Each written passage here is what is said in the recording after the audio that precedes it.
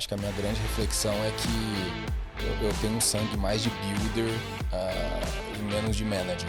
Às vezes a gente espera a oportunidade pronta e ela tá ali na nossa cara e a gente tem que criar e desenvolver. Se eu pudesse dizer o grande pilar em cima do qual a DOC foi construída foi o pilar de muito estudo, sim, mas de muito estudo especificamente de regulação. Eu era peça redonda no buraco quadrado, por isso que eu não encaixava.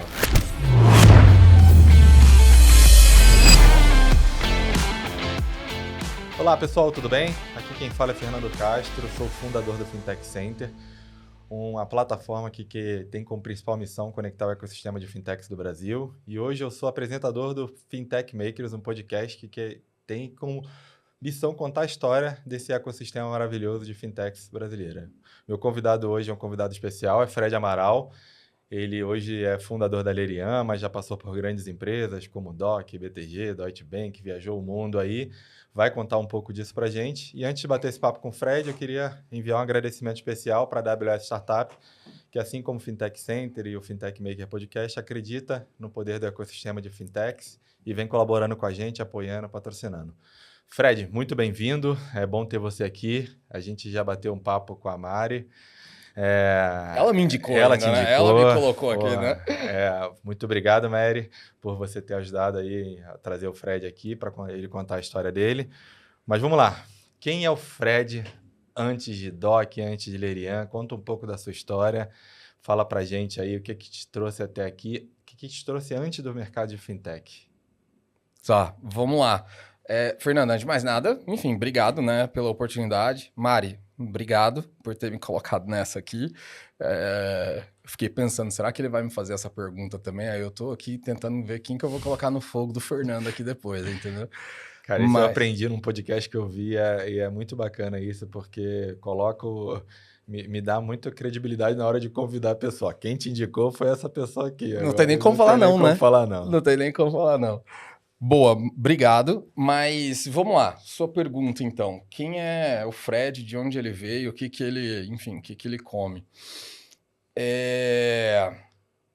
Fernando, eu sou, antes de mais nada, né, eu nasci em Goiânia, em Goiás. Minha família, enfim, por parte de mãe é de lá, por parte de pai é de São Paulo.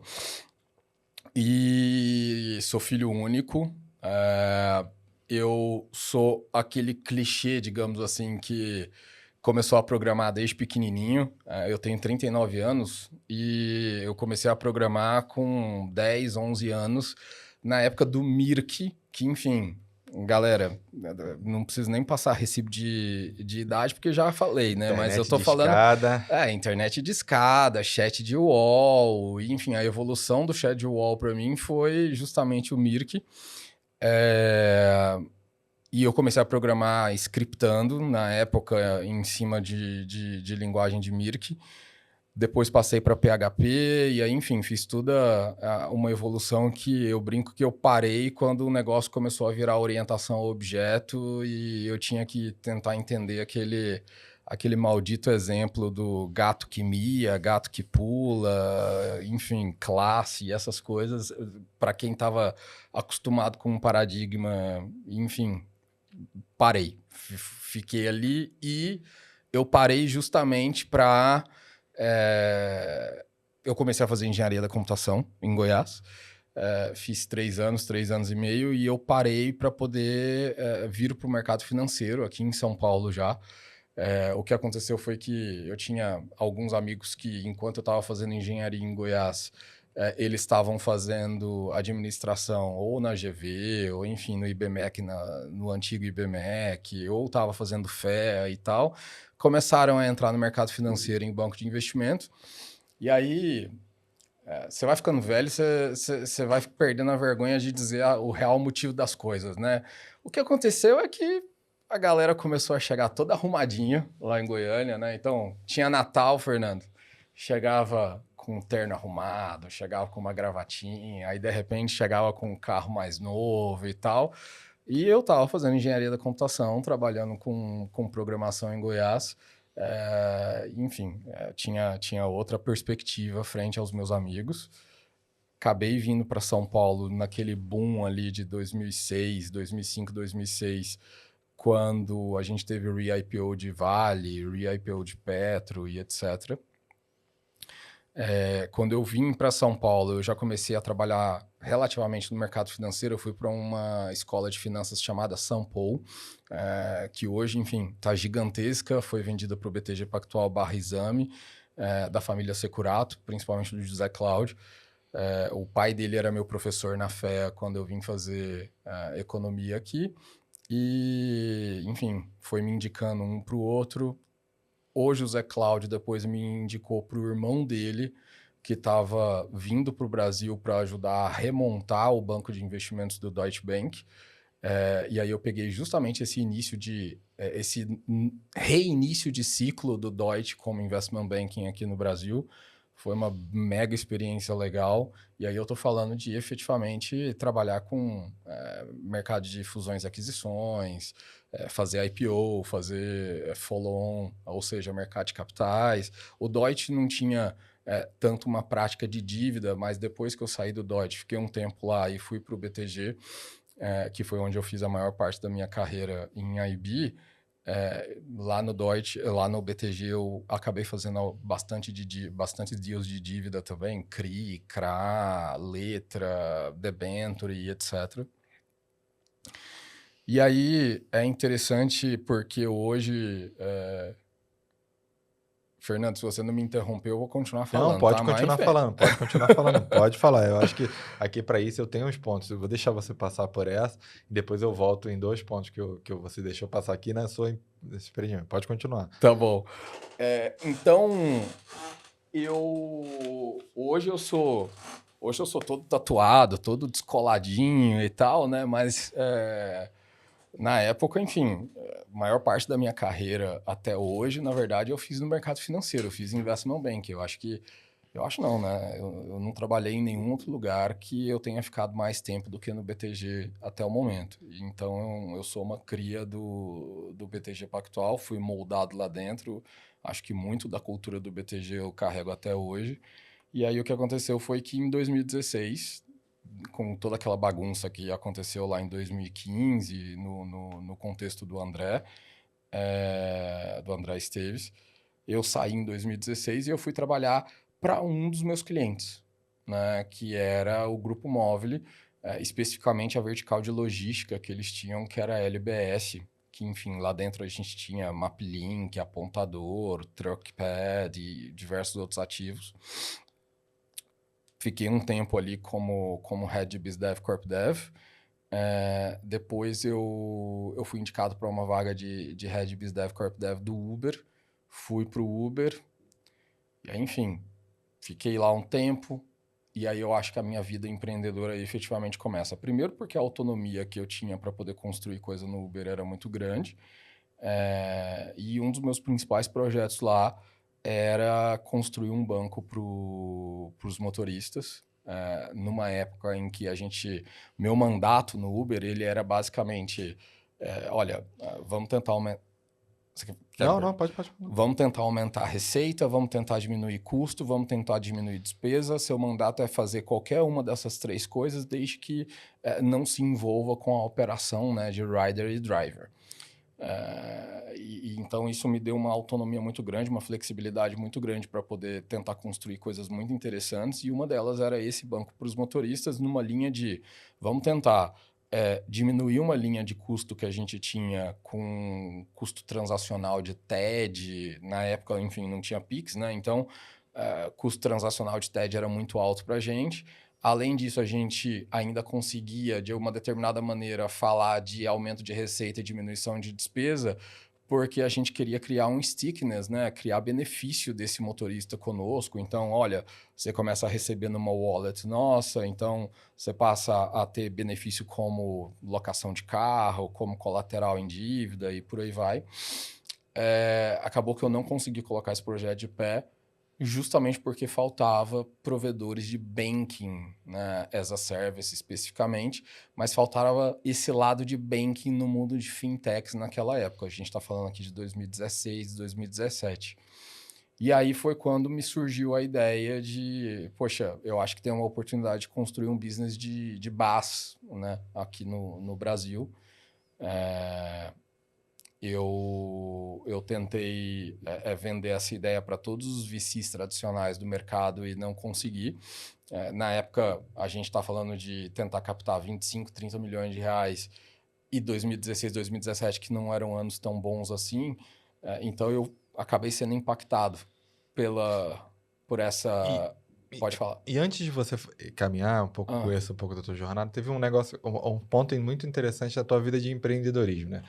Você ainda quando estudava em Goiás, você montou um sistema e vendeu isso lá atrás, né? Não sei como é que... Eu queria que você contasse um pouco disso, porque aqui eu tenho escutado bastante, batido bastante papo, porque a gente vê que durante a juventude, durante a formação, durante alguma fase ainda não profissional ali, é, a gente começa a praticar, mesmo que sem querer, alguma das coisas que vão repetir durante a vida. E eu sei de uma história que você desenvolveu um sistema que você vendeu. E um outro ponto interessante que eu acho que você passou batido e eu acho relevante é que durante a tua trajetória de investment bank, nessa parte de M&A, você não trabalhou com pequenas contas, né? Você trabalhou com projetos de países, China, África e outras regiões. Isso é muito importante porque eu vejo que te deu uma pré-bagagem aí de grandes é, negociações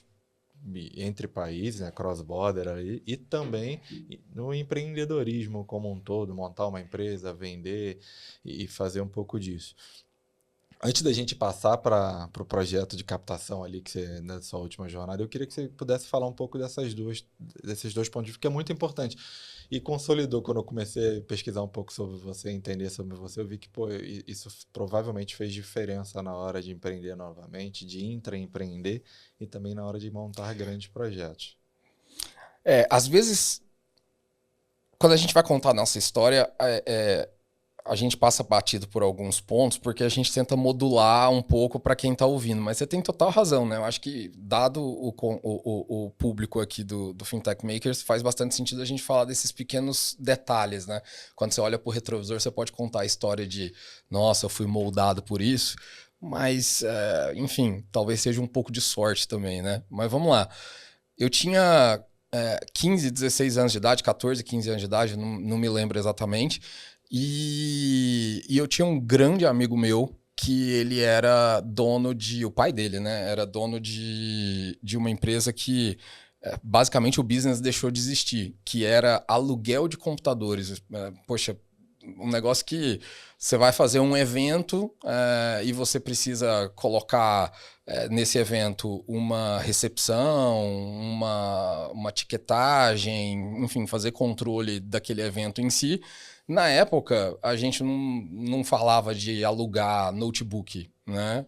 Não tinha isso. Então, o que essa empresa fazia era, olha, vamos montar computadores, e aí era um desktop, efetivamente, vamos montar computadores e vamos alugar esses computadores para eventos em geral, enfim, qualquer... Podia ser empresa também, a gente fazia todo esse tipo de coisa. Sempre a gente falando aqui de desktop nesse momento. E aí, Fernando, eu já era aquele nerdzinho que sabia montar e desmontar computador, né? E, enfim, acabou que uma coisa me levou a outra. Eu queria ter o meu próprio dinheiro ali sem precisar pedir pro meu pai e pra minha mãe para poder gastar com as minhas coisas. E aí eu fui trabalhar com esse pai desse grande amigo meu. E estando lá, você começa a ver 1 milhão de oportunidades. Se a gente já estava alugando computador para evento, chegou um dia que eu chamo, acho que por uma questão de respeito, quando você vem lá de Goiás, a gente chama amigo pai de amigo nosso, mãe de amigo nosso de tio e tia, né? Aí meu tio chegou para mim e falou assim, pô, Fred, a gente vai pegar um um evento para a gente poder fazer no centro de convenções. E o centro de convenções não tem nenhum tipo de sistema já pronto para poder fazer o controle de cadastro de pessoas, imprimir o código de barras para o crachá e ler, e etc. E aí você não quer fazer, né? E aí, enfim, acaba que eu fiz em PHP, web, tinha pouca idade, não me lembro exatamente, mas tinha pouca idade. E o que aconteceu foi que depois virou durante pelo menos o que eu fiquei sabendo depois, virou efetivamente o software de gestão do evento. E aí, gestão do ponto de vista técnico, crude, né, do evento, durante muito tempo. E foi o primeiro dinheiro de verdade assim que eu ganhei na minha vida, porque foi uma compra de código-fonte, né? Então, sim, dependendo para quem que eu modulo o meu discurso, Fernando, eu posso dizer que eu comecei a empreender com 15 anos de idade, foi o primeiro dinheiro que eu coloquei no bolso. Isso é fantástico, porque não só foi você fazer o sistema, é a oportunidade de você ajudar, estar conectado, ouvir uma oportunidade Total. ali. A gente está falando nesse momento, mas com certeza foi mais difícil do que você falou. Tinha menos, sei lá, API para imprimir, Não tinha não API. tinha nada. Não, deploy FTP. Eu tô falando aqui antes de cloud, gente. Eu tô falando aqui 2000, né? Então, é isso que eu acho importante, né? Às vezes a gente espera a oportunidade pronta e ela tá ali na nossa cara e a gente tem que criar e desenvolver. E eu acho uma história bacana, assim, também sua, você falou, eu queria estar engravatado, eu queria estar ali, mas não só pela gravata, né? Você tinha muito contato com grandes negociações sérias, entre países, entre empresas grandes ali. Você acha que teve uma experiência de morar 6 meses na China, algo assim. Então, acho que isso... O que isso influenciou ali na tua trajetória de hoje como empreendedor, como mercado financeiro? Foi muito importante, você vê? Aí eu preciso falar desse ex-empregador meu que é o BTG, né? Eu acho que assim, antes de mais nada, a escola de investment banking, principalmente dentro de um banco de investimento, a área de IB, é extremamente difícil, óbvio, você trabalha muito, são jornadas muito longas, é muita pressão, tem um zelo pela perfeição que, poxa, é bem difícil, mas até hoje eu não achei uma escola melhor para um jovem do que investment banking, do que IB dentro de um banco de investimentos. E eu ainda tive a sorte de passei no Deutsche por pessoas que foram muito importantes na minha carreira e que me ajudaram bastante naqueles primeiros 2 anos que eu fiquei lá no Deutsche, do ponto de vista de conhecimento, efetivamente. Mas o BTG em particular, ele é uma escola que, poxa, extrapola ainda mais todo esse ponto relacionado a investment banking, porque acho que a cultura do BTG com relação a você ser empreendedor lá dentro, a você ter autonomia, a você conseguir dar ideia, aquela velha, você já deve ter ouvido falar os dizeres de que lá dentro se vive efetivamente uma ditadura, contudo é a ditadura do argumento, né? É aquele que tem efetivamente o melhor argumento, independente de se você é managing director, se você é sócio ou não, se você é estagiário, seja lá o que for, né? E, poxa, sem bajulação nenhuma, eu vivi isso e, poxa, minha trajetória, se eu pudesse dizer por quem que foi moldada, foi pelas montanhas, forjada pelas montanhas de aço de BTG nesse sentido, entendeu? E aí, para poder trazer o ponto que você comentou, né?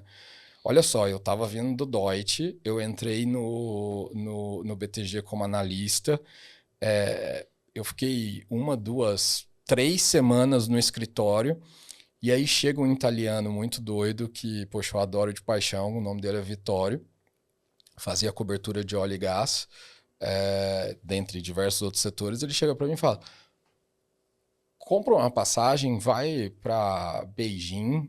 Primeiro eu fui para Guangzhou, aí depois eu fui para Beijing, vai para lá e, poxa, toca. Óbvio que eu não ia tocar sozinho, eu era extremamente novo, né? Extremamente inexperiente, mas vai para lá e toca a parte de diligência e modelagem financeira. A gente estava fazendo um deal específico de petróleo, né, nessa época. E aí, enfim, foi quando siglas como FPSO, barril de petróleo, entender como que coloca água dentro de um poço e sai petróleo do outro lado. Enfim, com 3 semanas. E eu fui, Fernando, para poder... Por isso que eu falo que ele é um italiano muito doido. Eu fui para poder ficar, sei lá, 2 semanas.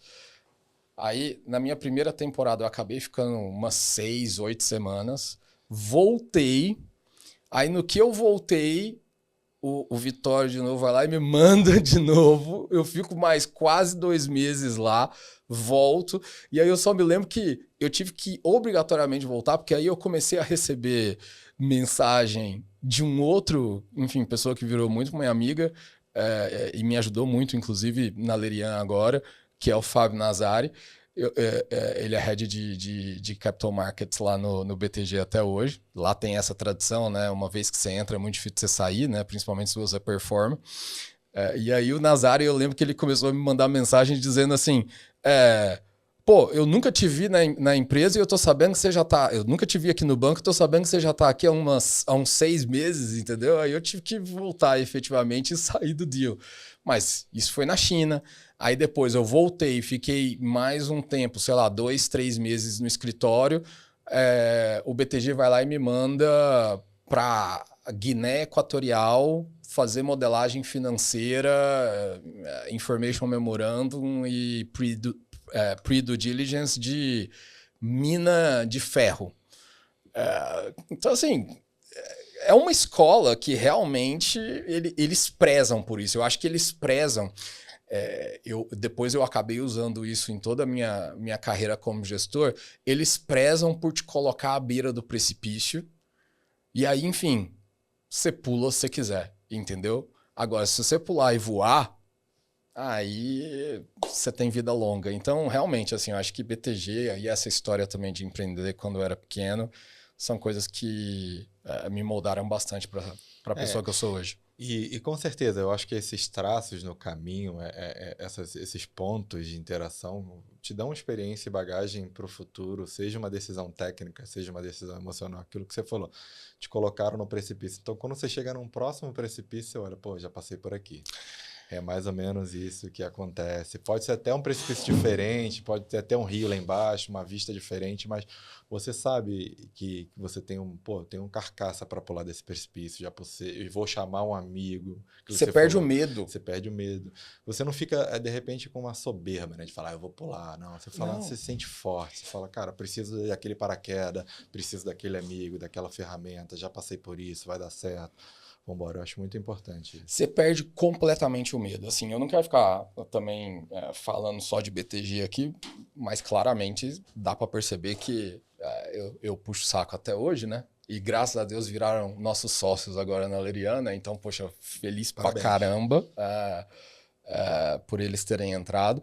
Mas, cara, você tem 22, 23 anos de idade, 24 anos de idade, e você é colocado numa mesma mesa ou com um CEO e CFO de carreira, de empresa que fatura bilhão, e o BTG ainda tem uma cultura de você faz o pitch, você faz a apresentação, você pode ser o cocô do cavalo do Zorro de estagiário, entendeu? Mas eles te levam na reunião. Não sei se ainda é assim hoje, entendeu? Mas na minha época era. Eles te levam na reunião, você apresenta páginas e etc.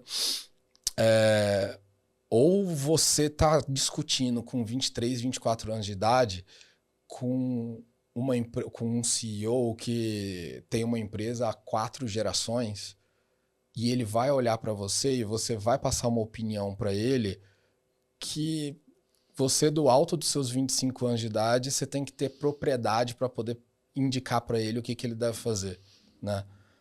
Então, assim, você pega casca, cara, Sim, é natural. eu acho que é isso que é importante, sabe? Eu acho que quando a gente olha o que você está fazendo hoje, você acabou de falar, não, a gente acabou de pegar o BTG como sócio, isso é track record, isso é histórico. É, E eu gosto de contar isso aqui para não parecer que eu estou contando a história do Fred que abriu um CNPJ, chamou de Lerian e tem sucesso. Não. Cara, tomou muita porrada, aprendeu muito, teve muita disponibilidade, quis muito e vamos continuar contando. Beleza. Aí você passou pela Movile, Uber e tudo mais, e aí a gente parou na parte que você estava começando teve a ideia de criar algo para o mercado de base, de né? base e foi bater na porta dos VCs. Fui bater na porta dos VCs. Enquanto eu estava no BTG, eu fazia cobertura de financial sponsors também. Então, os venture capitals, eles eram meus clientes, né? Fazia cobertura, inclusive, com o Nazar, que eu mencionei aqui. Aí eu peguei aquela minha listinha de VCs e fui tentar passar o chapéu, né? Falou, sucesso, tá pronto, uma Sucesso, pô, semana o todo dinheiro tá mundo na me conhece. conta. Não, todo mundo me conhece. Pô, vou tentar passar o chapéu. E aí o feedback que eu recebi é, poxa, Fred, você era banker. Você nunca colocou a mão na sujeira, na graxa do empreendedor mesmo, entendeu? De saber se tem dinheiro no final do mês ou não para poder pagar funcionário, resolver problema tributário do Brasil e lidar com a idiosincrasia de burocracia da nossa região. Então, assim, poxa, e além disso, você chega me pedindo 25, 30 milhões de reais para poder construir infraestrutura de banking as a service com os dizeres de be your own bank, num país cuja infraestrutura financeira e também players são extremamente concentrados. Não deu outra, né? Não consegui captar com VC. Aí eu comecei a apresentar essa ideia para algumas empresas de tecnologia. E aí um amigo meu, ele começou a trabalhar numa empresa de tecnologia específica, que era a Conductor, e ele me levou para poder apresentar um projeto que ele estava construindo dentro da Conductor, que não tinha nada a ver com Banking as a Service, mas eu vi naquilo uma oportunidade de olha, deixa eu entrar e ganhar um tijolinho aqui. E também, nesse mesmo processo de entrada minha, eu fiz o pitch de Banking as a Service do ponto de vista de, poxa, a regulação está pronta para a gente poder construir alguma coisa muito legal aqui. Mercado de fintech, pré-Banking as a Service, a gente está falando só de payments, não tinha banking, né? Então, tem uma oportunidade aqui para a gente poder construir alguma coisa interessante. E aí, enfim, me levaram para Conductor. E aí, o meu mandato lá... Quanto tempo demorou entre ter a ideia, começar a tentar captar, não conseguir, entrar na Conductor? Eu comecei a tentar captar, era fevereiro de 2017, tá? Enfim, por que eu me lembro bem? O que aconteceu foi que, com o crachá do Uber, as portas se abrem pra caramba, né? E aí, eu tentando achar provedor de Banking as a Service aqui no Brasil, eu acabei conhecendo uma empresa de Banking as a Service na Alemanha que o crachá do Uber me abriu para poder ir visitar, conhecer e papear, né? E eu me lembro que eu voltei em fevereiro no avião de Frankfurt para Guarulhos, desenhando meu pitch no avião. Do tipo, cara, não é possível que com a regulação, não vou dizer retrógrada, mas mais atrasada, menos incentivadora para o mercado de fintechs que existe na Europa, extremamente fragmentada. A gente está falando de, poxa, 2017 aqui, ainda uma União Europeia que do ponto de vista de mercado bancário não estava interoperando do jeito que deveria, né? Não é possível que a gente não tenha mais possibilidade de construir isso daqui. Então foi nesse voo que me veio a ideia de, poxa, a gente pode fazer alguma coisa desse tipo. Eu uni o útil ao agradável também, porque enquanto eu estava no BTG, e aí lembra que, né, 1 ano e meio antes, nessa data, eu fiz um deal bastante relevante de serviços financeiros, que foi a venda do arranjo Ouro Card do Banco do Brasil para Cateno, que era uma empresa do Grupo Cielo. Foi um deal bilionário e foi o primeiro deal que usava a Lei 12.865, que é a famosa Lei de Instituições de Pagamento, enfim, arranjo de pagamento e etc. Porque ele foi moldado, ele foi construído. A gente trabalhou inclusive com o Matos Filho, uma pessoa que eu respeito muito, que é o Jean Arakawa, cara, ele basicamente modulou todo esse deal com base na 12865. Então, eu aprendi muito sobre 12865 quando eu estava no BTG. Saí, passei pela Moove, passei pelo Uber e lá no Uber, voltando nesse voo, então, falei, cara, a gente tem a faca e o queijo na mão para construir alguma coisa. Você abriu o ChatGPT ali, nem tinha. Puta, dera, né? esquece, né? Não tinha.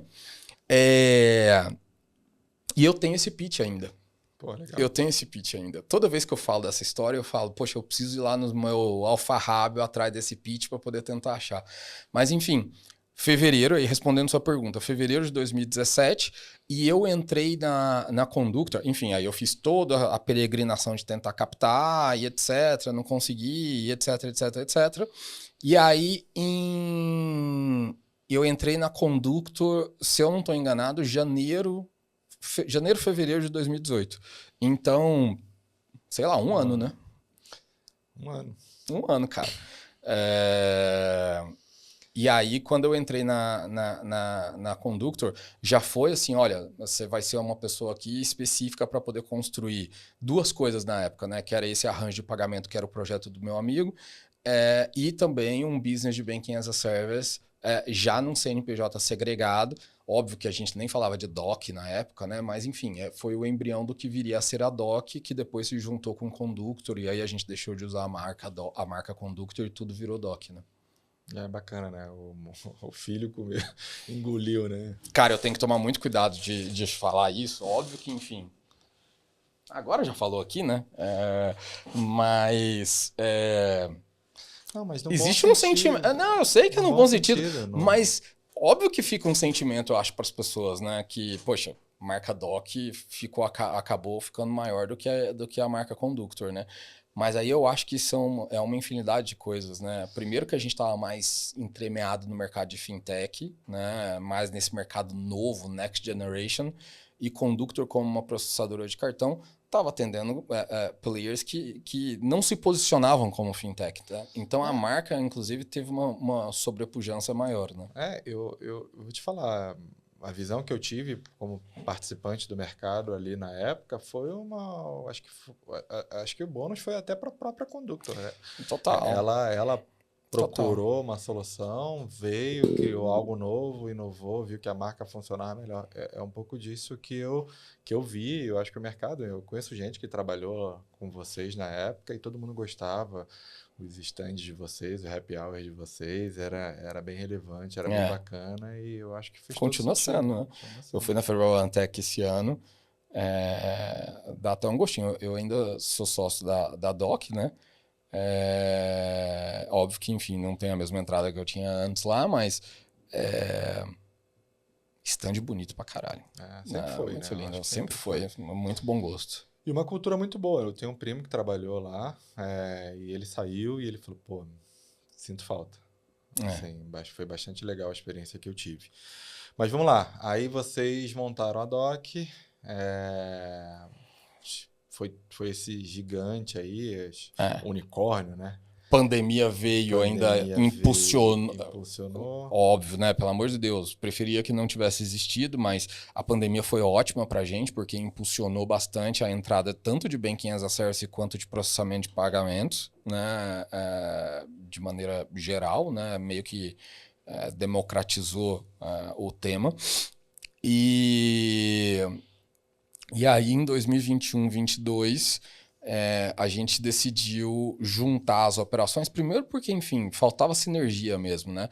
A gente tinha 2 management teams completamente segregados, a gente tinha 2 HRs, 2 folhas, enfim, eram 2 negócios completamente separados. E efetivamente, assim, eu acho que no papel fazia bastante sentido a gente juntar um business de processamento de pagamentos, que, querendo ou não, era a próxima etapa, né, de qualquer fintech, usufruir de uma processadora de cartão, junto com alguém que estava atendendo o topo do funil, né, que é o início da vida, o início da jornada dessas fintechs de banking, como era, eu brinco que era a doczinha, né, que era a minha doc, né, como era a gente. Então fazia bastante sentido no papel. Mas não fazia sentido na minha cabeça, e óbvio que eu olho isso pelo retrovisor, acabou não fazendo sentido para mim do ponto de vista prático, porque eram duas culturas bem diferentes, né? E aí, enfim, a cultura da minha doczinha era uma cultura muito voltada para produto, muito, assim, diferente da maneira de atuação da Conductor do ponto de vista de atendimento ao cliente, né? E aí, quando a gente juntou esses times, óbvio que, enfim, teve diversos atritos ali, né? Acabou que, óbvio, a Conductor era muito maior do que a Doc, e aí o time que praticamente se estabeleceu foi o time da Conductor, e eu saí em 2022. Eu saí no meio de 2022. E aí eu fiquei 2 anos meio que de molho, né, tentando entender o que eu iria fazer como um próximo passo. Mas você falou do unicórnio, enfim, sim, né? Acho que em maio de 2022 a gente recebeu um investimento relevante e aí, enfim, recebemos o carimbinho de unicórnio. E eu vendi para o Ebanks na minha operação em 2019, assim, o Ebanks, a gente vem, a negociação saiu acho que em outubro, o Ebanks se tornou em novembro, unicórnio e tudo mais, assim, é outra coisa, eu vi mudar muito, assim, a cabeça do time, abre muita porta, o pensamento muda, perde-se algumas coisas que você tinha, ganham-se outras, mas marcou para mim ali na jornada ali. Foi interessante participar de uma operação grande como o do Ebanks, 15 países na época, não sei quantos estão agora. Criou muita burocracia que a gente não tinha. Sim. Assim, eu lembro que a gente teve episódio de credenciar um cliente, pedir a documentação que ninguém no mercado pedia. E a gente ficou muito mais tendo que respeitar processos e jornadas que ninguém respeitava aqui no Brasil, porque só operava no Brasil. Mas foi incrível, assim, abriu muita porta, deu maturidade pra gente, conhecemos gente que a gente... E aprendemos com gente que a gente, de repente, não ia aprender sozinho. Foi bem bacana, assim. Mas eu acho que esse mundo não é muito para mim, sabia? Olhando, fazendo uma reflexão, eu sei que você ia fazer uma pergunta, mas até para a gente poder bater papo sobre isso. Olha eu virando entrevistador aqui, Fernando. Mas... Cara, fica à vontade, a casa é sua. Cara, a minha experiência trabalhando numa empresa de 1.500 pessoas, 2.000 pessoas, quando a gente juntou as coisas, eu acho que, poxa, a gente tinha 2.100 pessoas e eu virei Chief Product and Technology Officer, né? Que eu fui... a minha sensação é que eu virei um Olimpo que, para poder eu ser acessado, tinha que ter uma apresentação pronta, né, por alguém. E eu também não sabia do que estava acontecendo ali no olho do furacão no dia a dia, entendeu? Cara, mas eu acho que é cultura, né? Acho que Isso, não é né? muito minha matéria-prima, entendeu? Eu sofri muito. A gente era no time de founder, né, de JoyPay. Quando a gente foi pro Ebanks, eu virei projetos especiais. E por causa que eu tinha muito conhecimento, então eu ajudava todas as áreas, mas imagina, isso que você falou. Eu entrava no financeiro, entrava no jurídico, entrava em todas as áreas e depois começou. Quando a gente vai para esse negócio de 1.500, 2.000 empresas, você tem que entender que tem uma hierarquia, que você precisa marcar reunião, que você precisa fazer isso. E para mim foi desafiador entender isso, sabe? Eu falei, pô, peraí, no começo eu me senti, tô sendo atacado, isso foi feito para me podar, e depois eu entrei e falei, não, é a cultura da empresa, precisa respeitar por mais que tenha uma mentalidade aberta e tudo mais, você para pegar um projeto tem que aprovar, tem um nível hierárquico, você tem que montar um estudo de viabilidade econômica que às vezes a gente, eu era muito ativo, se virasse para mim, eu testava rapidinho e em tecnologia você consegue validar isso e isso. Cara, a gente em 15 minutos via, cara, não vai para frente essa ideia, ou então, pô, acho que vai para frente, vamos validar. E depois eu transformei isso em 15 dias, um mês, para eu poder fazer um monte de teste, de repente. Então foi desafiador para mim também, mas foi...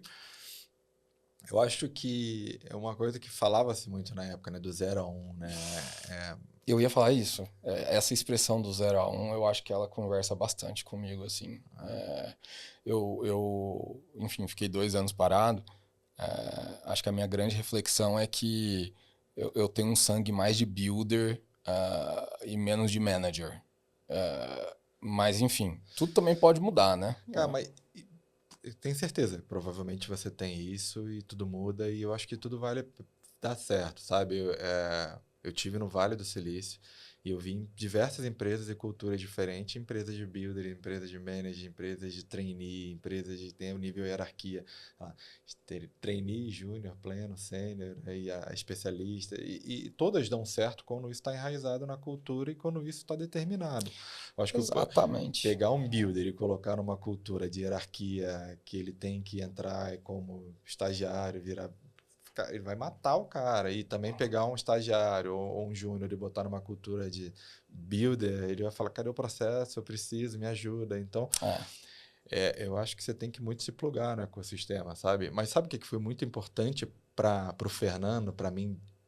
Eu vi algo diferente do que eu não estava vendo como builder ali também que eu sou. Me chamavam de... Eu cuidava dos unicórnios, né? Dos unicórnios não, dos ornitorrinco. Porque eu não sabia se é... Porque botava ovo, era mamífero, tinha bico, nadava, sabe? Tinha Projetos asa. especiais, né? Porra. E foi muito importante eu olhar outras por dentro, com outros vieses que eu olhei e falei, pô, tá legal. Sabe o que é importante para o Fernando quando hoje eu olho, cara, me divertir. É eu estar bem, é eu conectar com pessoas boas. E que foi um pouco do que a gente fez na Joy. Meu time teve 60 pessoas na Joy ali. Cara, não é tão grande, mas já é um time. Você já Poxa, perde nível de cultura de falar ali, entra funcionário novo de repente. você não Você sabe não quem é. sabe quem é, que você precisa aprender e tal. E no fim, até hoje, cara, a Joy foi vendida em 2019. Até hoje eu encontro gente que fala, cara, monta outra Joy, eu quero trabalhar contigo de novo, quero trabalhar com teus sócios, foi divertido, foi bacana. Você fica saudosista, né, ainda. Fica. E outra coisa, a gente formou muita gente bacana, sabe? Então tem gente hoje que trabalhou com a gente na Joy como, pô, 6, 7 anos atrás, que nunca tinham trabalhado com fintech, hoje são diretores, hoje estão fundando fintech. Então isso foi muito bacana. Então isso para mim se tornou um negócio muito importante. Dinheiro é bom, faz parte. Criar um negócio que envolva dor é necessário, que você falou, tem que chegar na beira do precipício, olhar o risco e ver se eu tenho os equipamentos e pular ali, mas tem que valer a pena, sabe?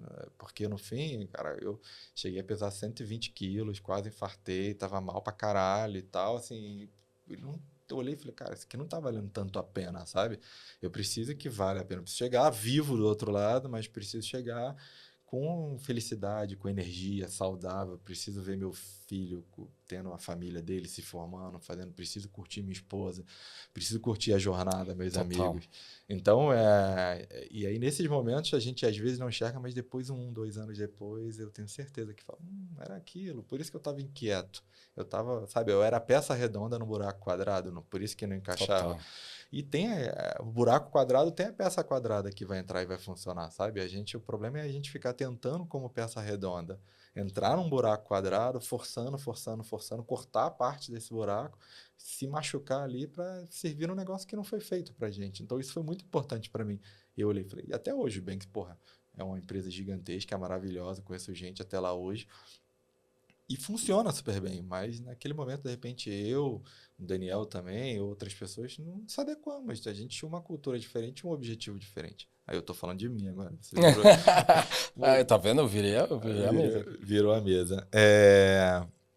Cara, e o que foi importante nessa jornada ali de, assim, que você, na época, de repente, você não percebeu que foi importante, mas hoje com a maturidade, depois do deal já ter sido concluído, tirou a ideia do papel, executou, investiu, teve cliente, validou, emitiu nota, vendeu. O que foi muito importante? Assim, cara, o nome do podcast é Fintech Maker, sabe? Assim, não é só de fundador, mas é de executivo também, é de gente que participou. O que foi importante, assim, como makers ali, que você falou, cara, valeu a pena, eu achei que não...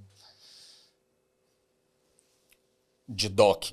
De doc, da tua jornada, né? Mas assim, principalmente de doc, eu acho que foi um grande deal, assim, que você... Foi como... um grande marco, né? Olha, de doc. Eu acho que,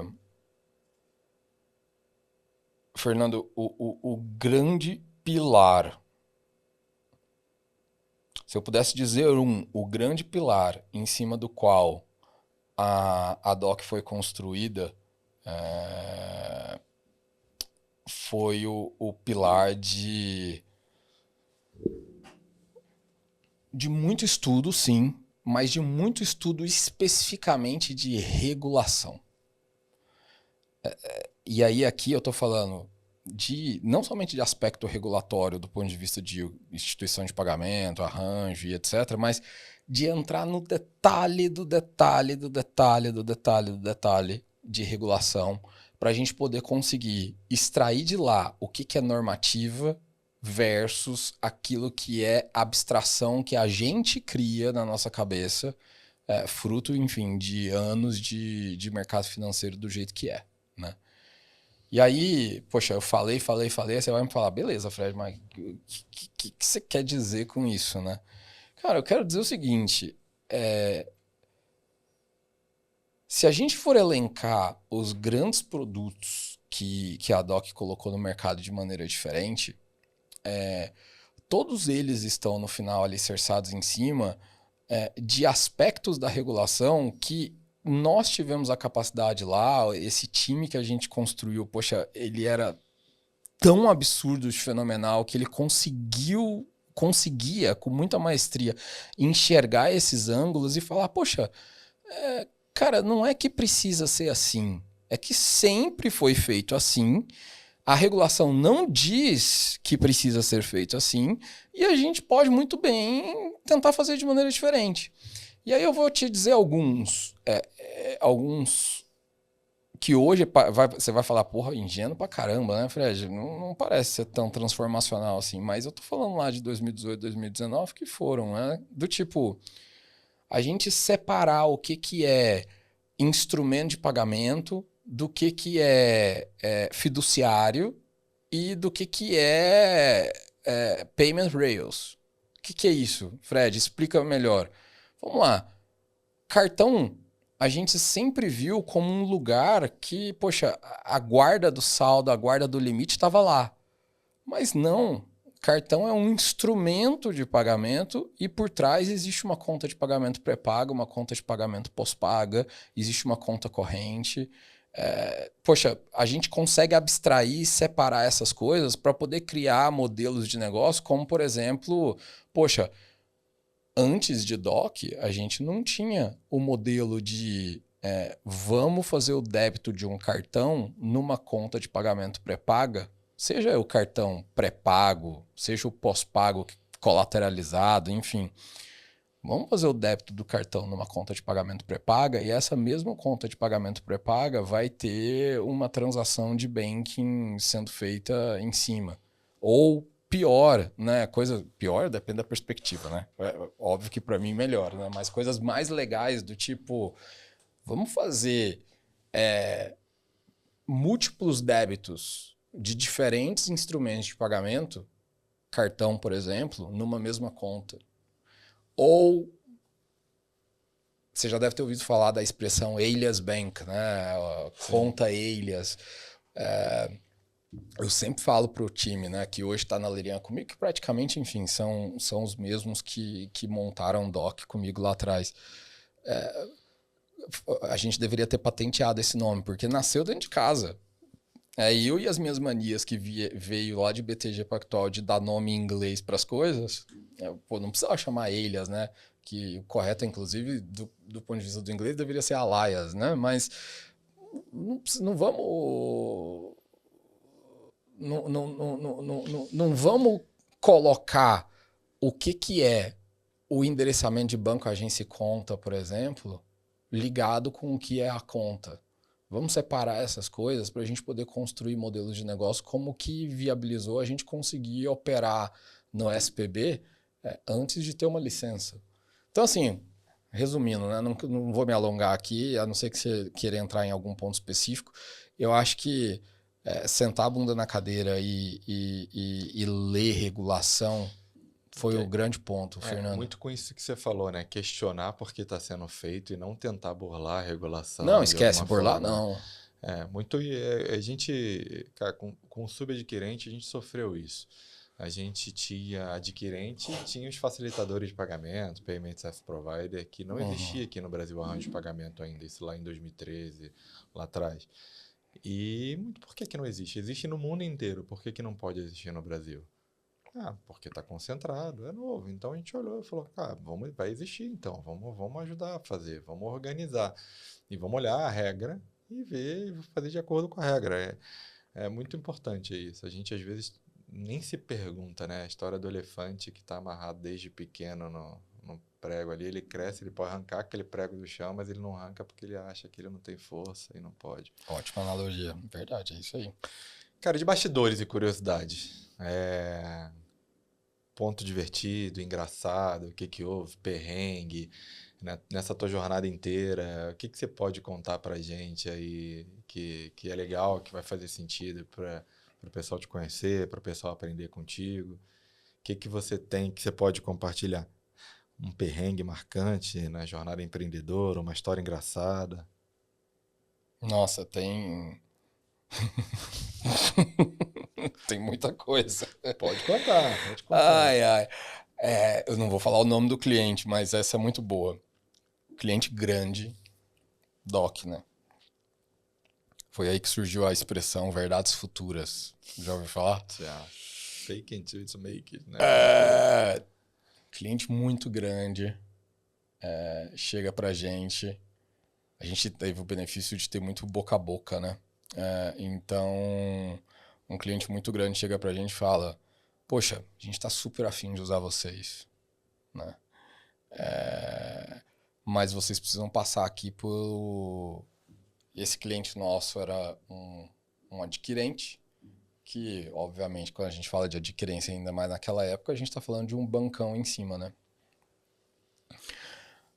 A gente está muito afim de usar vocês, enfim, ficamos apaixonados no que vocês estão construindo, mas vocês precisam passar aqui pelo compliance do banco. Vocês conseguem mandar para a gente o pacote de políticas que vocês têm? E isso era o quê, Fernando? Era tipo, sei lá, quarta-feira, entendeu? Vocês conseguem mandar o pacote de políticas que vocês têm em adiantamento aí e consegue marcar uma reunião, tipo, segunda-feira com o nosso comitê de compliance? E aí, óbvio, né? Eu peguei o telefone, não sei nem cadê o meu aqui, peguei o telefone, não tem problema nenhum, a gente te manda. Olha, eu não tô no escritório agora, mas eu te mando as políticas assim que eu chegar no escritório, vou pedir aqui pra gente poder juntar. Você só consegue me passar quais são as que vocês querem? Porque a gente tem várias, e aí depende se a gente vai mandar pro time de tecnologia, pro time de compliance. Então, assim, me fala quais que vocês querem, se você puder me passar a listinha, que aí eu já peço aqui pra gente poder juntar e te mandar. E também, poxa, reunião marcada, não tem problema nenhum. Segunda-feira a gente tá aí, que seja. Enfim, segunda-feira a gente tá aí. Perfeito. Desliguei o telefone, liguei. Hoje minha esposa, né? Ela era Head de Legal e Compliance na DOC. E eu liguei também, a Maísa. E eu liguei também para uma outra pessoa, que é o Mikael, que era o nosso CISO, era a nossa pessoa de Information Security, né? Liguei para os dois e falei: galera, precisamos juntar aí, compra pizza para todo mundo, compra refrigerante para todo mundo aí, porque a gente vai virar a noite, porque a gente precisa fazer um monte de política. Eu não sei quais políticas que são, porque vai chegar ainda a lista, mas enfim, vamos fazer. Cara, de um dia para o outro a gente fez todas essas políticas, mandamos para a instituição no outro dia cedo, tiramos nota 10 em todas as políticas. 2, 3 dias depois, fomos de caravana, sei lá, 5, 10 pessoas do nosso time, cada um head disso, head daquilo e etc, né? Minha esposa, na época, eu acho que ela devia ter menos do que um ano de DOC ainda, entendeu? Virou a head de Legal e Compliance. Cara, sim, você já sabe qual é que é a história e provavelmente você deve ter umas dessas também, né? Sim, pô, sempre tem. Eu sei que de um dia para o outro a gente virou uma instituição não regulada, supervisionada e com um nível de compliance que, cara, difícil achar até hoje, entendeu? Pegamos esse cliente, passamos não somente em columns, mas com estrelinha no comitê de compliance também. Até aquela data, a gente estava fazendo a abertura de conta de pagamento com Know Your Client manual. Aí depois, poxa, que a gente foi incluir Know Your Client efetivamente automático e todo o processo que, enfim, hoje em dia é tão usual. E cara, virou um dos nossos maiores clientes. Que bom, Virou um dos nossos maiores clientes. Puxou você para frente, né? É o aumento do sarrafo que... enfim, seu público tem que se acostumar aqui que eu ainda tenho um pouco de banco de investimento no meu linguajar, né? Sabe aquele maçarico na bunda que ou você vai pra frente ou você vai pra frente? Uhum. Não tem muito o que fazer, né, cara? Eu acho que, na verdade, é a oportunidade perfeita para você crescer, né? Cresce obrigado, né? Tem gente que passa a vida inteira esperando uma oportunidade para ter um cliente desse, ganhar maturidade, implementar processos e coisas que não tem. A gente foi a forceps. Vocês foram a forceps. Eu andava com uma maquininha, cara, de cartão. Em determinado momento eu comecei a visitar. Em 2014, 15, falava que todo mundo podia ter sua maquininha. E eu andava com uma maquininha em branco, não tinha sistema nenhum. E aí eu chegava para uma reunião comercial e a gente tinha a ideia de vender o pagamento as a service. Então eu chegava com, olha, pode ter a tua maquininha com o teu logo. Então eu chegava na beira da reunião, entrava na empresa, via o logo, tirava uma foto, eu pegava no site, mandava pro David, o David subia lá e eu apertava F5 na máquina, subia o logo, eu mostrava que tá pronto, já fez, pode transacionar. O David queria me matar na época, vambora. Vambora.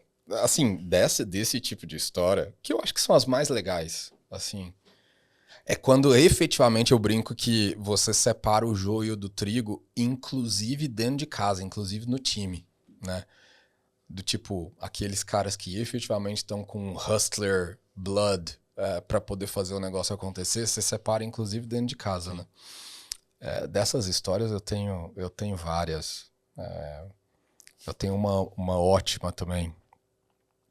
Você quer ouvir ou a gente tem mais tempo? Tem tempo. Eu tenho uma muito boa, cara, que era... A gente foi chamado também por um bancão que queria fazer uma fintech. Nossa, essa daí dá até vergonha, mas... Fomos chamados por um bancão que queria fazer uma fintech. Só que o cara era um banco, né? E a gente era um banking as a service. E naquela época, hoje, você falar o que é um banking as a service, todo mundo sabe de cor e salteado. Mas na época, muitas vezes, a gente era chamado do tipo, poxa, vai lá, aqueles meninos e meninas ali tem umas API doida que consegue fazer isso e aquilo, estão fazendo um monte de fintech, tem um moro do tipo be your own bank. Talvez faça sentido a gente fazer alguma coisa com eles. Então você era chamado para umas reuniões que às vezes não fazia sentido. Mas eu não queria perder a oportunidade de trazer esse bancão e, cara, banco grande, né, para dentro de casa. Então, eu lembro que aí a gente foi chamado no escritório deles, escritório longe, e aí eu fui eu e um colega meu, que enfim, é o Henrique Casagrande, que tá na DOC até hoje, é a CEO lá, fomos nós dois, e ele me perguntando, né? Eu me lembro, ele me perguntando, Fred, mas e aí, o que a gente vai falar pra eles, cara? Eu falei, não sei. Minto. Pro Henrique, pra poder passar tranquilidade, eu falei, cara, relaxa que quando chegar lá eu pego o canetão e eu desenho alguma coisa e tá certo, Tem entendeu? janela e uma caneta? Eu escrevo na janela, Não, é o que eu preciso, entendeu? Sem apresentação, sem nada, enfim, modelo BTG Pactual, inclusive, né? De ser. E aí eu passei tranquilidade lá, tipo, relaxa, vai dar certo. A gente chegou lá no escritório, a gente ouviu um pouco do que eles estavam falando. E aí qual que é o grande ponto, né? Eles eram um banco.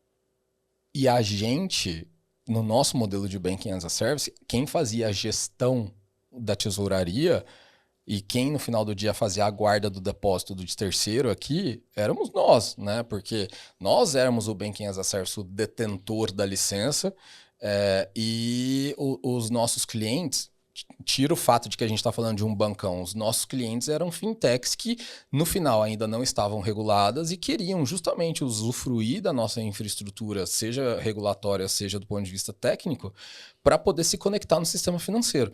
Então, assim, o nosso produto, ele não era um produto para um banco. Mesmo que o banco quisesse fazer uma fintech, ele sendo banco, quem gostaria de fazer a tesouraria e a custódia era ele, não a gente. Então, nosso produto não fazia o mínimo sentido para um banco. Mas eu não queria perder o cliente de jeito nenhum. Cara, aí a gente ouviu lá, enfim, tinha um monte de gente na sala, a gente ouviu o que eles queriam, puta de uma ideia legal do ponto de vista de desenhar essa fintech, etc. E aí, sei lá, é aquele momento que desce alguma coisa você e abre os olhos, assim. Eu falo para minha esposa que nada melhor que a pressão para poder fazer a adrenalina subir e o cérebro funcionar melhor, né? Aí eu peguei o canetão, assim. Cara, foi o início do que a gente apelidou dentro de casa de não era mais Banking as a Service, era FaaS, era Fintech as a Service. E nós gerávamos todo o fluxo monetário, todo o fluxo do fiduciário rodava por dentro da nossa instituição, mas a gente... Não. O fluxo do fiduciário rodava dentro do bancão, mas quem fazia a gestão da tesouraria éramos nós numa conta bancária deles. Titularidade deles, né, que é o velho nostro, né, que é uma conta deles dentro deles mesmos, né?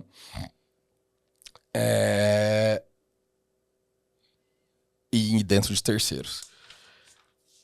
Ou seja, nesse dia surgiu um BPO de tesouraria e o que viria a ser o embrião de um potencial core banking da DOC, que depois, enfim, acabou sendo morto por outros motivos, mas nasceu de uma reunião desse tipo que, sendo muito sincero com você, a gente foi para lá e eu não sabia nem o que a gente ia apresentar. Eu fui numa reunião dessa também num bancão que eu tinha um investidor na época, até antes da Joy, e a gente estava nessa pegada de plugar e resolver a solução ao invés de ficar só vendendo. E eles tinham um cliente grande que há 2 anos rodava lá um período, não sei o tempo certo, mas eles não conseguiam entregar um produto na ponta, customizado e personalizado de acordo com o que o cliente queria. Mas para adquirência. Para adquirência. Uhum.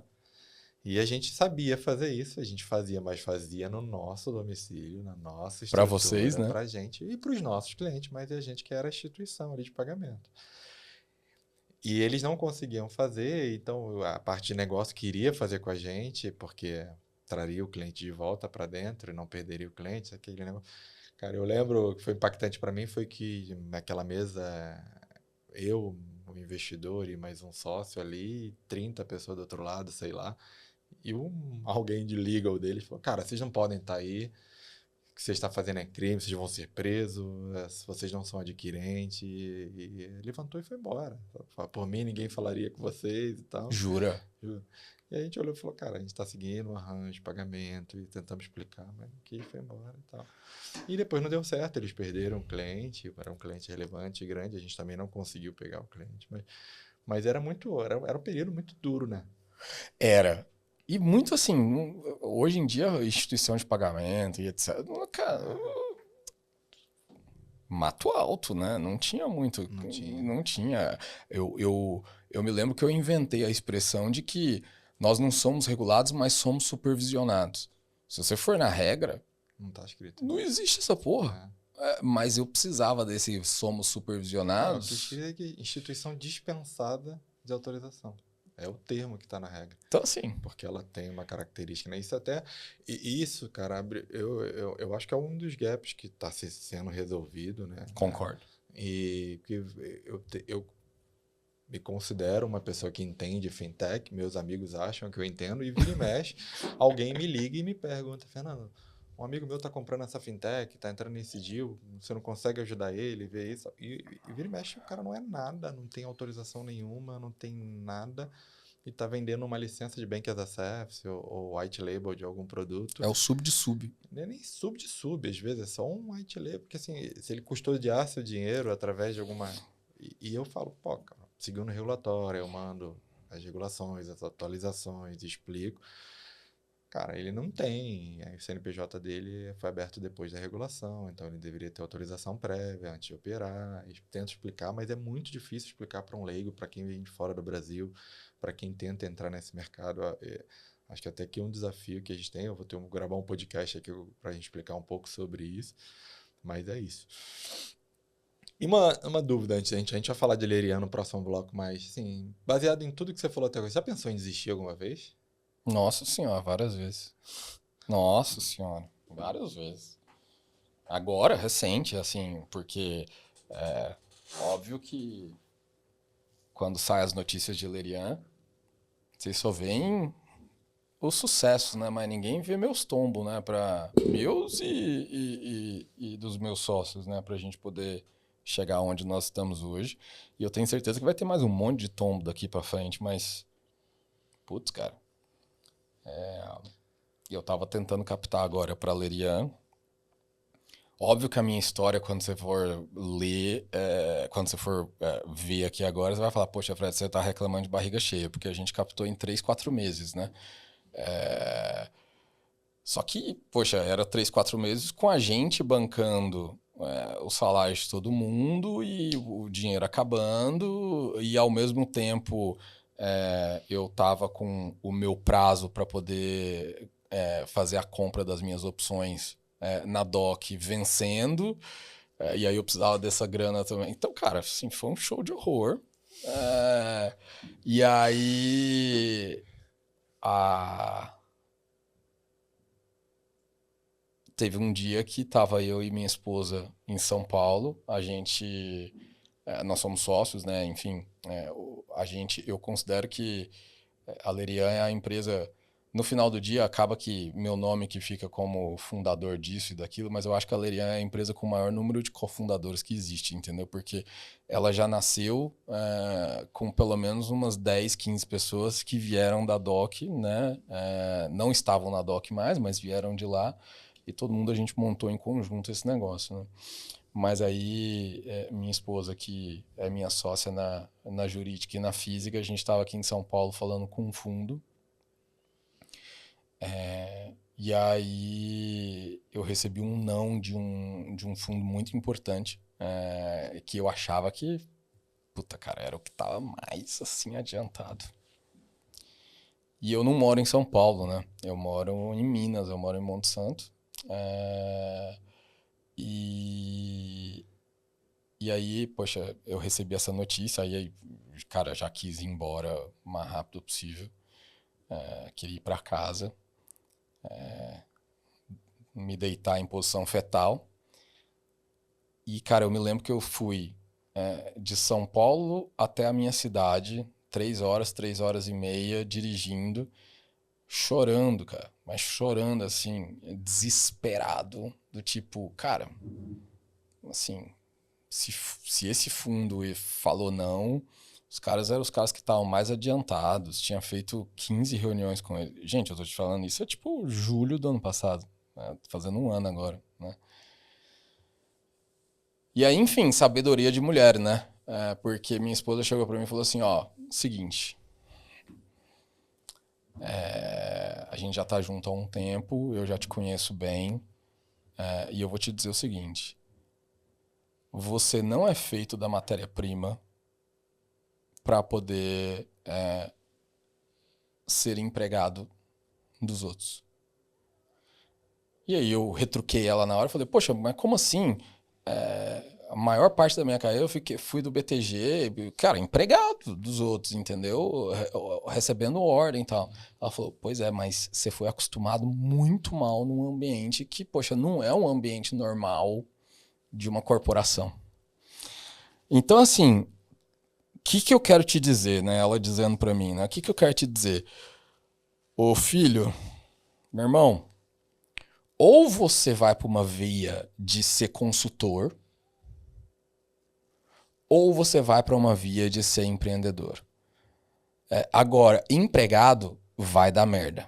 Desiste disso. Porque você é cabeça dura pra caramba, você acha que você tá certo 99,9% das vezes, e quando você acha que você tá certo, mas você precisa fazer uma coisa diferente daquilo que você acha que você tá certo, é muito difícil você fazer.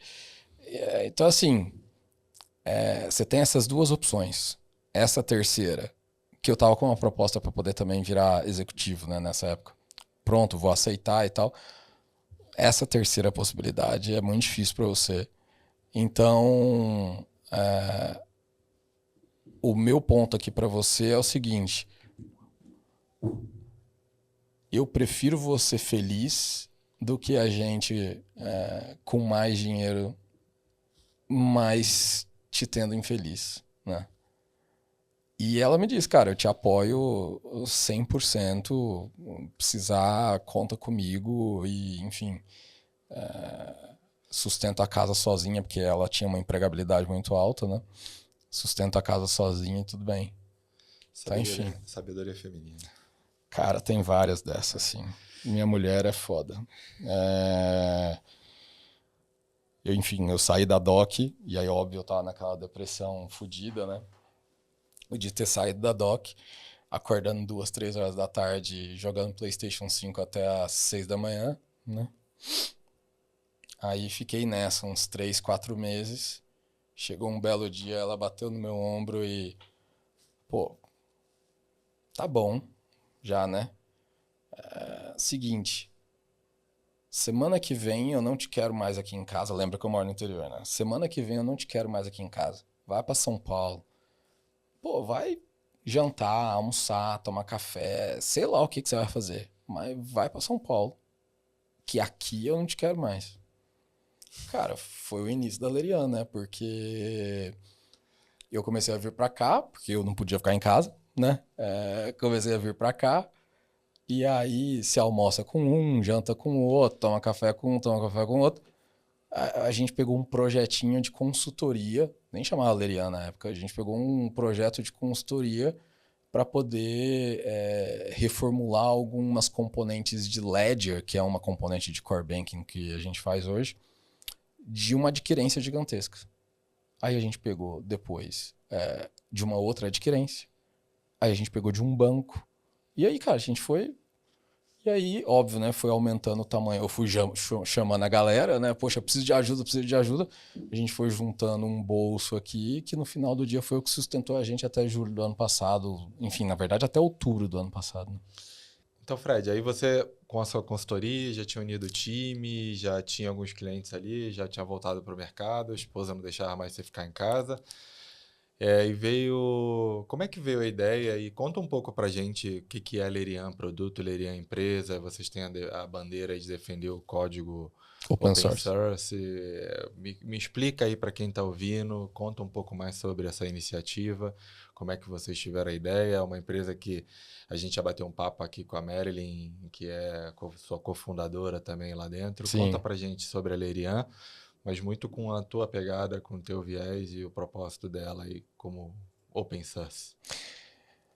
Boa. Vamos lá. Lerian, eu acho que, antes de mais nada, né, a vida de consultor estava muito legal, mas ela não estava fulfilling, não estava nos deixando felizes, efetivamente. Eu acho que a gente queria construir um produto, sedimentar um produto no mercado. E para ser, acho que muito honesto, sincero aqui, Fernando, o que a Lerian é uma continuação de uma tese que originou DOC, né?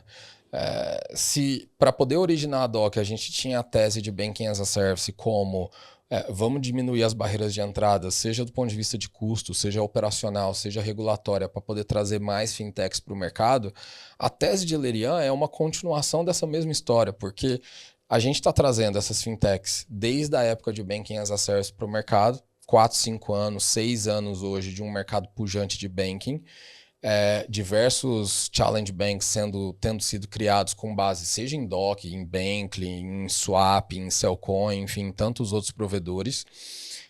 Regulações novas tendo nascido que, poxa, eu acho que sem falsa modéstia, beberam muito da experiência do que Banking as a Service se tornou no país. Então, por exemplo, Pix indireto, tendo nascido lá em 2020, e proporcionar tudo isso que hoje a gente está vendo do ponto de vista de novas fintechs no mercado. Mas 4, 5 anos de jornada dessas fintechs alicerçadas em cima de provedores de Banking as a Service, neste exato momento, a gente acredita que tem várias delas se graduando para, não diria se tornarem adultas, mas se tornarem jovens instituições financeiras efetivamente reguladas pelo Banco Central. Querendo ou não, o Banco Central acabou nos ajudando muito por conta acabou ajudando a tese de Lerian, né? Trouxe muita instituição que não pensava ser regulada para ser regulada por conta daquele tema da diminuição da taxa de intercâmbio dos cartões pré-pago, né, enfim, dos tradicionais 1,5% mais ou menos para 0,7%, o que fez com que várias empresas migrassem para o modelo de cartão de crédito e aí se tornassem instituições de pagamento, sociedade de crédito direto para poder pegar uma licença de emissão.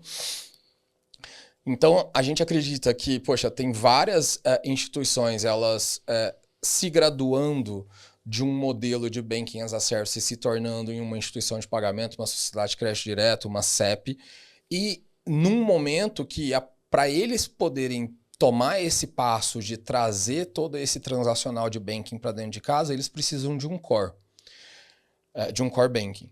E isso aliado ao fato da nossa experiência como consultor, vendo dentro de casa, em instituições grandes e médias, as necessidades e até mesmo, enfim, o motivo pelo qual a gente estava sendo contratado como consultor, faz mais sentido eu fazer um ledger dentro de casa, que é uma componente central do que é um core banking. Faz mais sentido eu fazer um ledger dentro de casa do que eu contratar de terceiros por conta de uma necessidade de maior flexibilidade que eu tinha.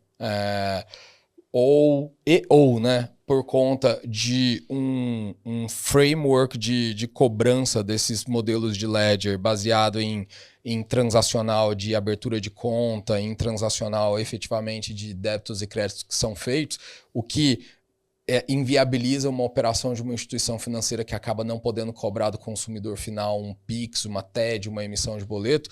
Então, essa tese nossa dessa graduação do mercado de fintechs no Brasil se tornando cada vez mais solidificado e com empresas com um sarrafo mais alto. E a gente, com essa experiência de consultor atuando em empresas de LED, essas duas coisas meio que se uniram num momento que foi mais ou menos de janeiro do ano passado. Óbvio também que com o fato de a gente ter um caixa dentro de casa, fruto das nossas consultorias, que a gente olhou para dentro e falou, poxa, faz sentido a gente construir um core. Eu não sei agora, eu não sei no começo, né? Mas agora eu vejo muito e ouvindo no papo que eu tive com vocês já, vocês são muito conectores, né? Porque o nosso ecossistema fintech, Banking as a Service, cripto, cartão, adquirência, pré-pago, eles são muito bolhas, né? Então, uma empresa de fintech, de cripto, ele não tem experiência, o core de adquirência, que não tem um core bancário e tal. E eu vejo vocês muito, não sei se por ser código aberto, vocês já nascem ouvindo todas essas bolhas e tentando ser o conector e tentando unir essas bolhas. Então, independente... Que é muito difícil. Quando eu era de adquirência, quando eu tentei botar cartão pré-pago, que era... todo mundo achava que era a mesma coisa, era difícil plugar. E a gente tentou botar core bancário, era difícil plugar, falar, não se fala. O conceito do transacional é diferente, né? Modelo de agenda, modelo de conta corrente, modelo disso. Um tem transação no tempo, o outro é só transação spot. Então, e eu vejo que vocês estão conectando todos esses ecossistemas, né? E é muito colaborativo, né? Não sei se é por ser open source. Eu vejo que um ganho para é um ganho para o ecossistema inteiro, para a comunidade inteira, e você vai melhorando isso. Mas o open source, que eu ia dizer, né, assim, Concordo 100% com o que você está dizendo. Eu acho que a gente tem, até mesmo do ponto de vista cultural, esse olhar de ser agregador, de ser conector. Mas a palavra, a decisão de ser código aberto efetivamente, ela definitivamente não foi uma questão ideológica aqui, ou mesmo uma questão cultural nossa. Foi muito mais como que a gente resolve um problema? Que beleza, a gente veio de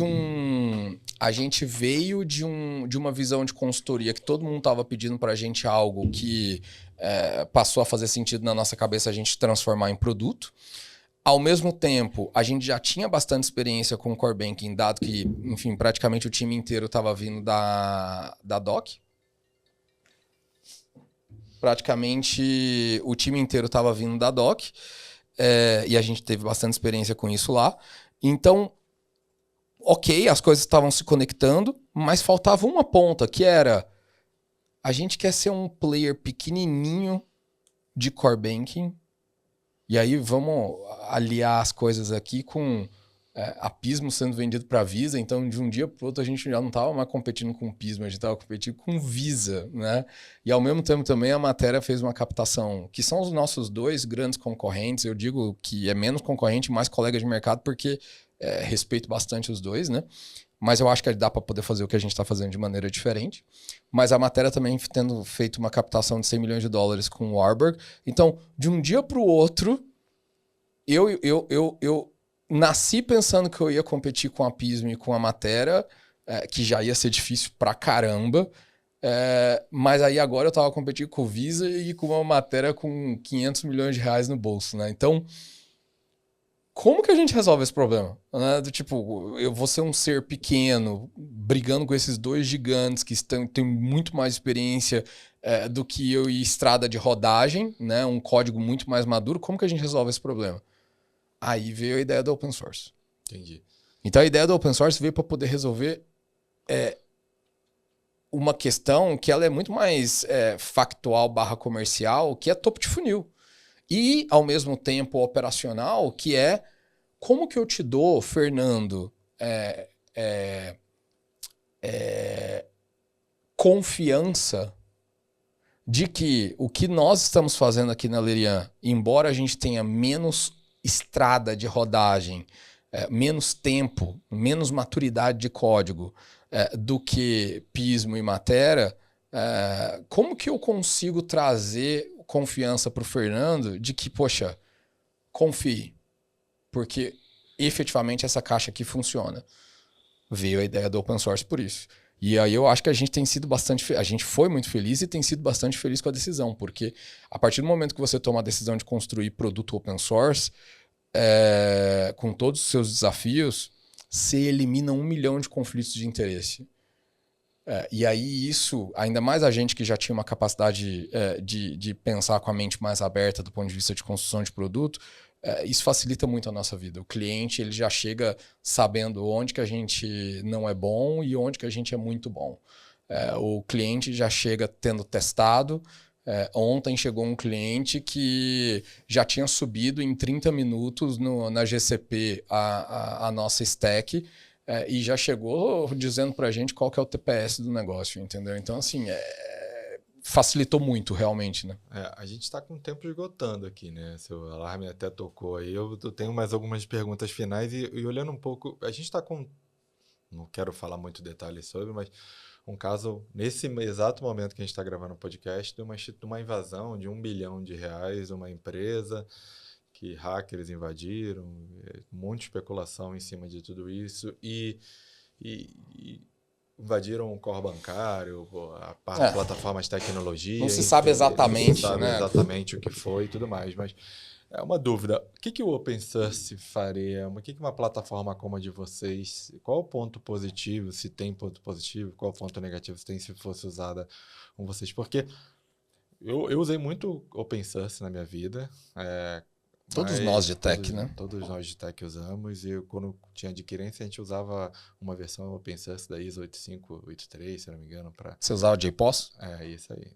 E eu gostava muito, mas eu tinha uma barreira de entrada em alguns projetos que o pessoal virava e falava, mas se eu quiser chutar a bunda de alguém, se der algum problema, de quem é a bunda que eu chuto? Que no open source tem essa cultura de que não tem dono. é da comunidade, você não tem como reclamar. E olhando esse cenário de hacker e tudo mais, como é que vocês estão se defendendo disso? É seguro, não é seguro? É. Vamos lá, acho que, antes de mais nada, existem dois tipos de open source, digamos assim, né? Existe o open source software livre, que é aquele 100% gerenciado pela comunidade, que aí, enfim, esse sim, realmente, né? Quem que eu vou puxar a orelha se alguma coisa acontecer, né? E existe o open source com viés comercial, que é o nosso, que ele está muito mais para modelos, na verdade 100% para modelos a lá Red Hat, HashiCorp, MongoDB, etc.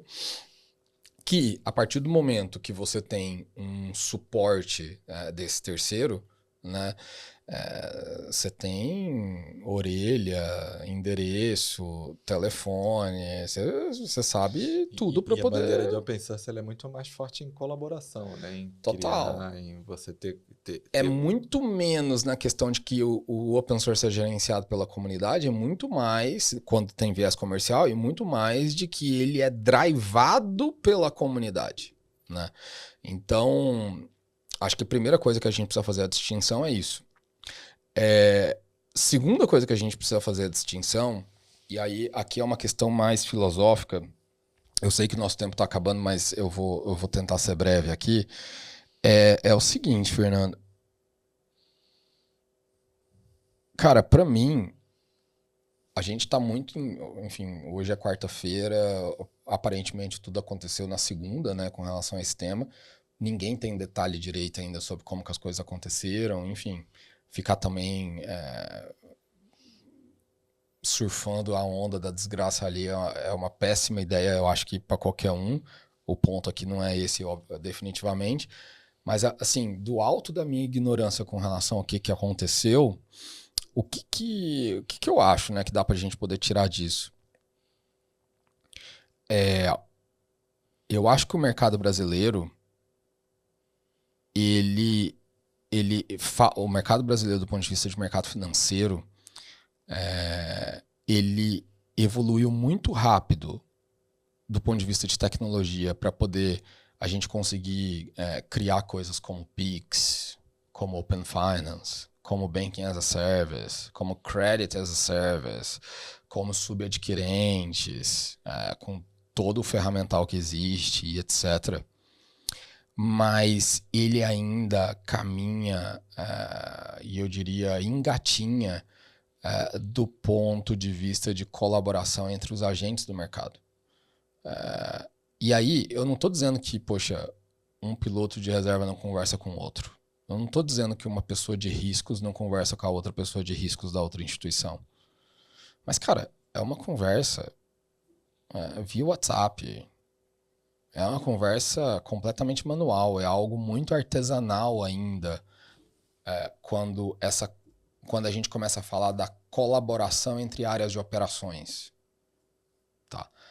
E aí você deve ter tido essa experiência do tipo, teve uma fraude aqui na subadquirente X, para você poder resolver o problema, você pega o telefone e liga pro cara de risco da outra. Mas ok, funciona, funciona. E funcionava muito bem num mundo em que as coisas não eram real time. Funcionava muito bem quando a fraude era uma fraude de TED, que você tinha 2 horas para poder fazer a liquidação. No mundo de hoje, essa colaboração entre os agentes de ops em geral, e aí eu tô colocando aqui, FinOps, risco, cara, tudo aquilo que no final do dia não é front, né? Ser feita do jeito que é artesanal hoje, e a gente não ter um arcabouço tecnológico para poder suportar isso de maneira real time, da mesma maneira que suporta o transacional, para mim é um erro grande. E aí, assim, posso te dar N exemplos, Fernando, mas vou te dar alguns aqui. Aí eu tenho até que ter um pouco de delicadeza da maneira como eu coloco essas coisas aqui, mas enfim. Cara, o Brasil é conhecido mundialmente pelo cadastro único de CPF e CNPJ com um nível de profundidade, detalhe e exatidão que é altíssimo. O governo tem acesso a nome, telefone, CPF, cor de pele, tipo sanguíneo, foto, atestado de vida, de 100% da população. Existe, poxa, instituições do próprio governo que já têm esse dado e que vende uma API de Know Your Client para terceiros. Poxa, por que a gente não pode ter um sistema de Know Your Client unificado em que você, Itaú, pode usufruir e beber do Know Your Client que o Bradesco fez, que o Nubank fez, que a PagSeguro fez? Estou dando um exemplo. Sim. Por que a gente não pode ter mecanismos de trace, de rastreabilidade, de transação, que você consegue fazer desfazimento de maneira atômica? Porque, querendo ou não, a gente tem um ledger centralizado, que é o próprio Banco Central. Dá para traquear esse dinheiro. Né? Cara, assim... Sei lá, acho que você pegou o ponto de onde que tá o meu incômodo. A gente fica batendo no fato de que tinha firewall, tinha VPN, tinha autorização e autenticação do jeito que deveria ter na API, ou enfim, o jump server não funcionou, ou enfim, os mecanismos, as boas práticas de segurança, de cybersecurity não foram seguidas. Cara, para mim é bater em morto, entendeu? Essa discussão é uma discussão, beleza. Isso vai sempre ocorrer, né? Cara, vai sempre ocorrer e é meio que o básico, entendeu? Você pode até brigar com XYZ que não tinha esse básico, mas o problema não é esse. O problema não é esse. O problema é que a gente está num mundo real-time do ponto de vista transacional, mas num mundo, cara, analógico do ponto de vista operacional. Em que agentes de operações de instituições diferentes que gerenciam bilhões de reais diariamente em transação conversam entre si via WhatsApp e não via mensageria automática. Então, assim, eu sei que aí eu acabei de trazer um tema que daria pra gente poder falar cacete, mas... Tem muita coisa que eu queria falar com você depois, eu acho que o papo tá bom, acho que a gente tá chegando aqui pros finalmente, mas é isso. E a gente tá pagando a dor da evolução, sabe? Eu acho que a gente, eu digo o mercado de fintech, principalmente quando tem uma fraude e tem uma fintech envolvida, assim, a gente tem 2.000 fintechs. Ano passado, acho que foram 5 fintechs com problema. E aí, porra, de 2.000 para 5.000 só que tiveram problema. E quantos bancos tem? Então, assim, eu acho que o mercado de fintech sempre vai ser apedrejado com qualquer problema, seja ele que aconteça ali com ele, mas eu acho que ainda assim é o que está puxando a inovação financeira, é o que está trazendo benefício, é o que está fazendo novas adesões pô, você vai pagar com o celular, eu não uso mais carteira, eu vou com o telefone, relógio ali, pago e falo. Então, eu acho que a gente está pagando o preço, mas a gente vai de alguma forma fazer isso. E você falou, acho que é verdade, cara, sei lá, de repente ao invés de... Tem um Pix ali, tem essa tecnologia para abrir conta agora, pluga no Banco Central e valida se é o cliente e tudo mais. E dá um nível de segurança transacional ali para aquela transação, uma transação verificada ou não. Acho que tem muita coisa para acontecer. Cara, estamos chegando no fim. Aí as 2 perguntas finais aqui que eu tenho que te fazer. Primeira, quem que você gostaria que eu batesse um papo aqui, entrevistasse, contasse a história, que seria relevante para a nossa audiência ouvir e aprender?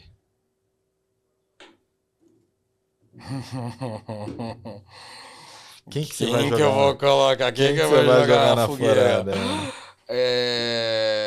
Cara, eu vou jogar na fogueira do Fernando aqui, uma pessoa que eu respeito muito e que, poxa, eu acompanho e ele me acompanha há algum tempo. E, cara, o nível de evolução dessa pessoa do ponto de vista de conhecimento com relação a mercado financeiro, com relação a fintech, aumenta a cada dia e eu presenciei essa evolução. É o Petrus do NG Cash. Não sei se você conhece ele, mas ele é CEO. eu sou péssimo com esse negócio de cargo, porque, enfim, eu não respeito muito esse negócio, e aí eu acabo também não pegando muito quem é quem do outro lado. Ele é alguma coisa importante do NG Cash, e co-founder, e um grande amigo, poxa, respeito muito, acho que vai ser muito legal você falar com ele num contexto de fintech builder na linha de B2C para um público bem diferente. Pode ter certeza, farei o convite, faria contato, falei seu nome. Obrigado. E a outra, cara, é uma pergunta bem provocativa. Aqui a gente tem inteligência artificial, que é o nosso ouvinte aqui, ele escuta. Eu falei para ela que eu ia te bater um papo com você. Botei seu currículo, botei seu histórico, suas redes sociais, mandei ela pesquisar. Puta, eu esqueci que você fazia isso, cara. E ela fez uma pergunta que, para você, eu achei interessante a pergunta, porque eu acho que ela viu bastante teu posicionamento de código, de tecnologia e tudo mais. E ela falou assim, Fred, se você pudesse abrir o código-fonte de qualquer sistema financeiro do Brasil hoje, qual seria o que você gostaria de descobrir o que está lá dentro?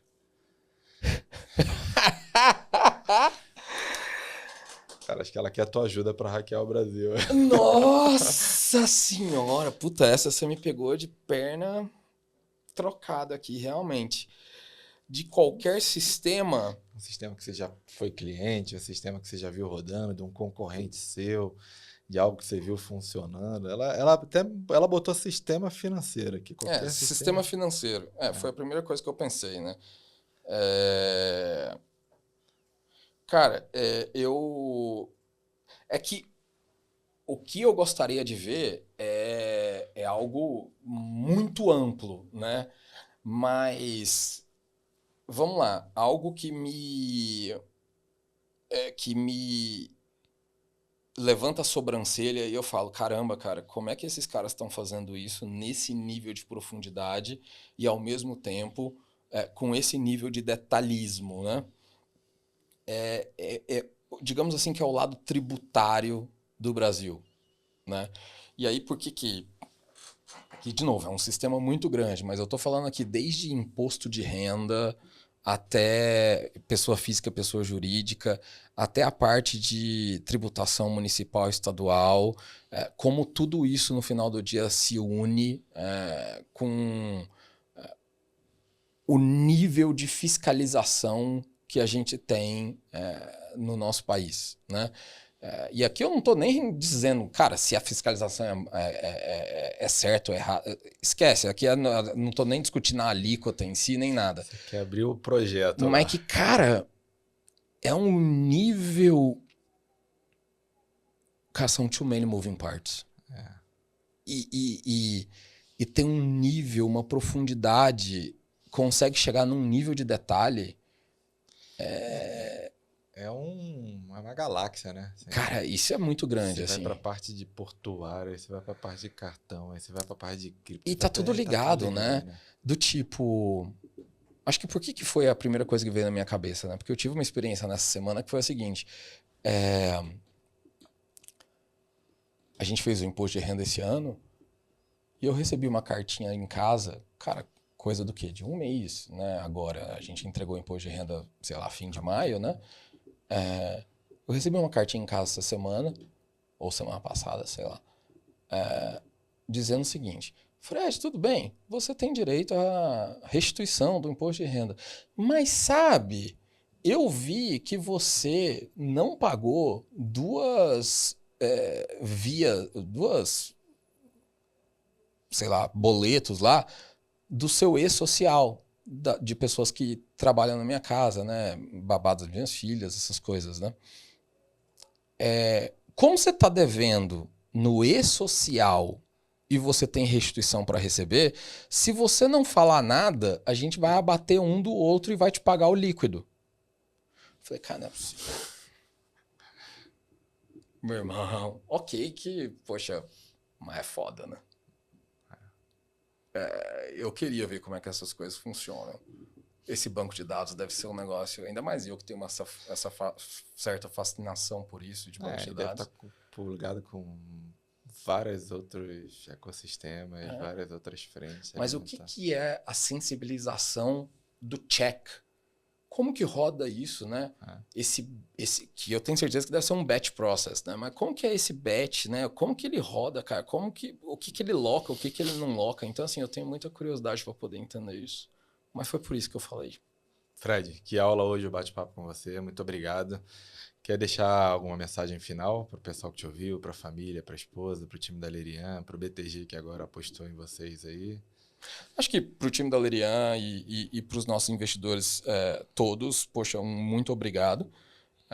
Seja pela confiança de estar comigo todo dia nessa jornada, para o nosso time, seja também para os nossos investidores terem confiado na nossa tese e no que a gente está fazendo e no nosso potencial. Agora, uma mensagem em geral, eu acho que eu vou trazer uma mensagem aqui rápida, que é a seguinte.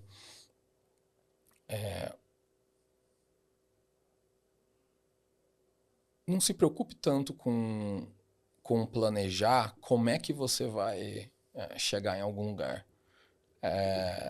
Tenha mais o desejo de, poxa, saber onde você quer chegar, e mais importante do que planejar como que você vai chegar lá é você ter certeza do que você não quer fazer para poder chegar nesse objetivo seu.